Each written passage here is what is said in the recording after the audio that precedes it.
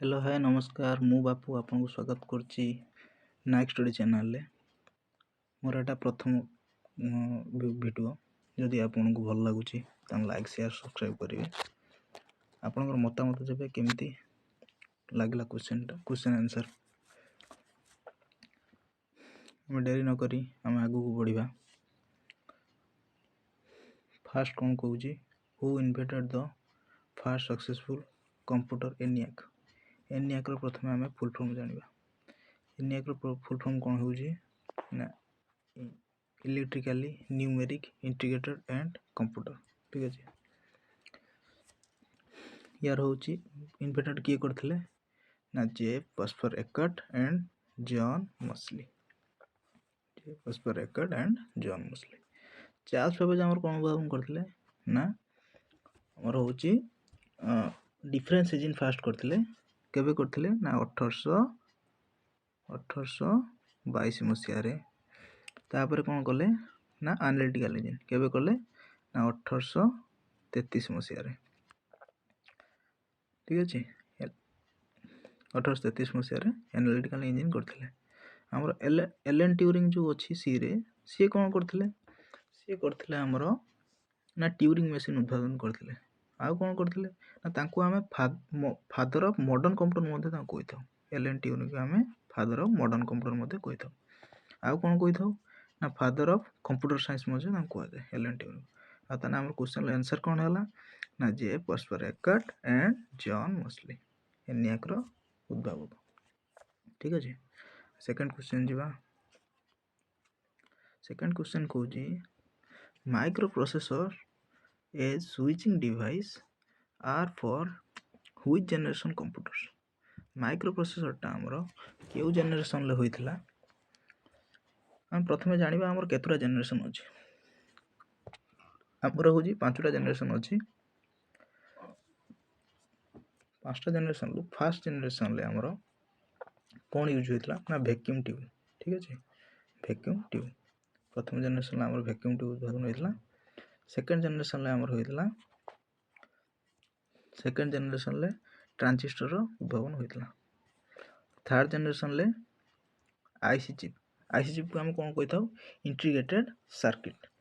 ताको हम integrated circuit मध्ये कहिथौ फोर्थ आ कोन रहला फोर्थ जनरेशन ले कोन होइथिला ना VLSI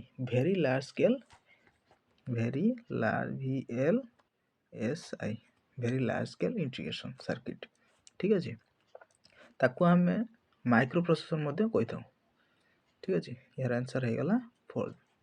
आ हमर फिफ्थ जनरेशन ले हमर कोन होइथिला ना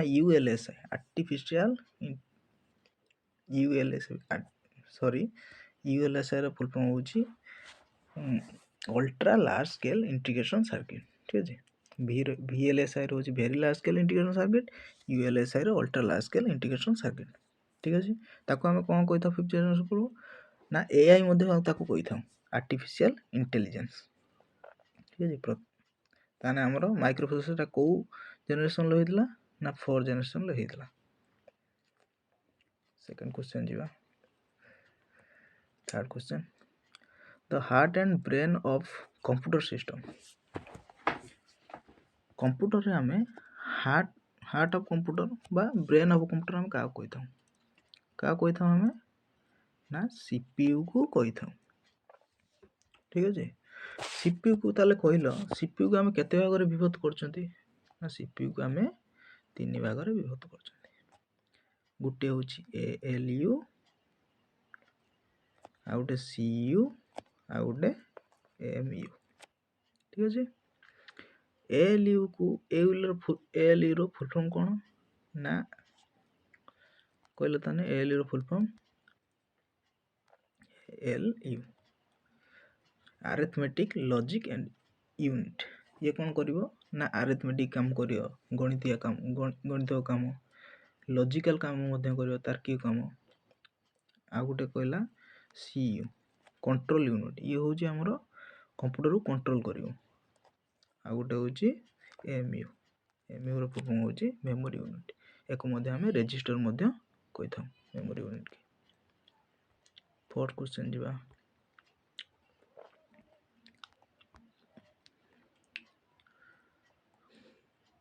सॉरी 4th क्वेश्चन जीवा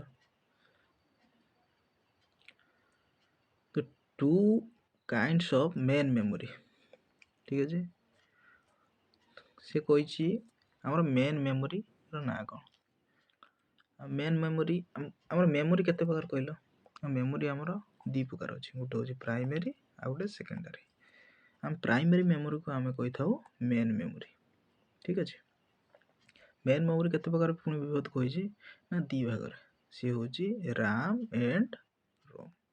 मेन मेमोरी आम केते भाग विभक्त है ना दी भाग तार आंसर हूँ RAM and Rome 5th question को जीवा 5th रे कौन देछि ना IC The integrated circuit are related to which generation of computer आम इंटीग्रेटेड सर्किट जो अच्छी से कौ जेनेरेशन ले होता मु आपन कही फास्ट हूँ आमर हूँ 5टा जेनेरेशन अच्छी फास्ट रे आमर कौन है ना वैक्यूम ट्यूब चलीगला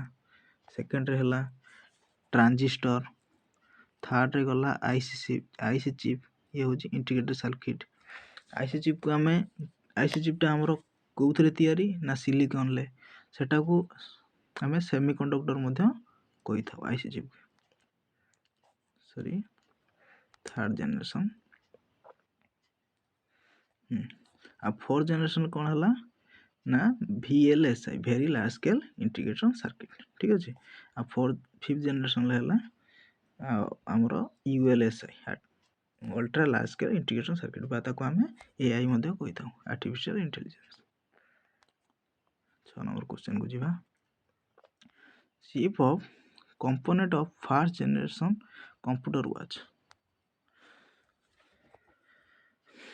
फर्स्ट जनरेशन ले हमर कोन यूज होइतला मु कहली ना हमर वैक्यूम ट्यूब उद्भावन होइतला ठीक अछि 7 नंबर क्वेश्चन जीवा which is considered A direct entry input device आम जानी जोटा आम कंप्यूटर को दौरान सेटा को आम इनपुट कर आमको कंप्यूटर जहाँ दौर आमको ना आमको सेटा आउटपुट दौर ठीक अच्छे आम कौन कौन आम इनपुट कर इनपुट साहाय्य आम स्कैनर आम तर गोटे डॉक्यूमेंट दौरान स्कैन करके जो कंप्यूटर अपलोड होटा गोटे इनपुट डिवाइस हो गला ठीक अच्छे आ गोटे हूँ माउस माउस द्वारा आम क्लिक कला बेले कंप्यूटर शो हो माउस डिजिटाइजर ये गोटे इनपुट डिवाइस गोटे लाइट पेन इनपुट डिवाइस ये आसो कौन ना ऑल ऑफ द एबव ठीक अच्छे आमर आउटपुट डिवाइस ताने कौन हम ना आमर मॉनिटर हम मॉनिटर प्रिंटर आउ कौन रहा स्पीकर आम कहल पिले मॉनिटर को आम कौन कही था ना ताको आम वीडियो कही था विजुअल डिस्प्ले यूनिट ठीक अच्छे 8 नंबर क्वेश्चन जीवा से कही full form of BCD BCD रो फुल फॉर्म कौन बीसीडी रो फुल फॉर्म है बाइनरी कोडेड डेसिमल ठीक अच्छे बाइनरी कोडेड डेसिमल गोटे बढ़िया क्वेश्चन देती मेमोरी ऊपर देती गोटे बढ़िया क्वेश्चन से देखा arrange the following words in a logical and meaningful sequence ये जो आमर केबी एमबी बीट जीबी बाइट जो देती ताको आम सीक्वेंशियली लिखा ठीक अच्छे फास्ट कहल आमर सबुठारु छोट यूनिट कौन हम मेमोरी रे फास्ट आसो आमर बीट बीट ठीक अच्छे तापर आसो निबल NIBL निबल तापर आसो आमर बाइट तापर प्रथम आसीगला बीट तापर निबल तापर बाइट तापर केबी बा किलोबाइट ताको मध्य कही था तापर एमबी ताको मेगाबाइट कही था तापर जीबी ତାକୁ ଆମେ ଗିଗାବାଇଟ୍ କହିଥାଉ। ତାପରେ ଇବି ପରେ ଜେଡବି ପରେ ୱାଇବି ପରେ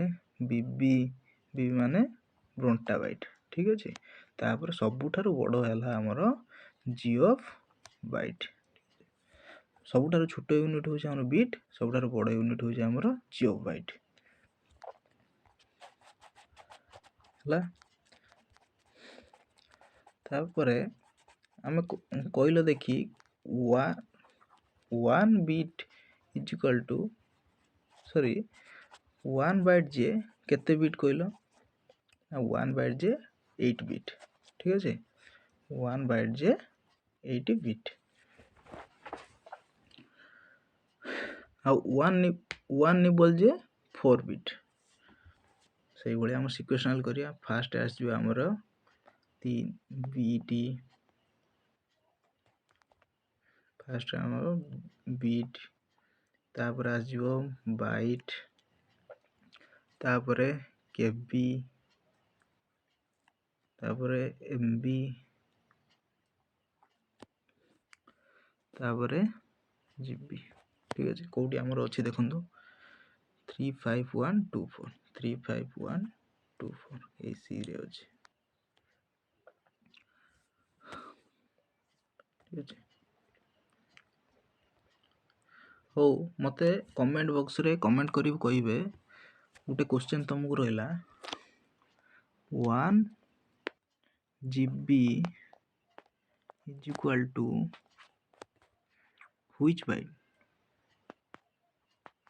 which byte yes। ଠିକ୍ ଅଛି। ଆଜି ଆମେ ଏତିକି ରଖୁଛି, କାଲିକି ଦେଖାଯିବ। ଆମର ପ୍ରଥମ ଭିଡ଼ିଓ, ସେଥିପାଇଁ ଟିକେ ନର୍ଭସ୍ ଫିଲିଂ ହେଉଛି।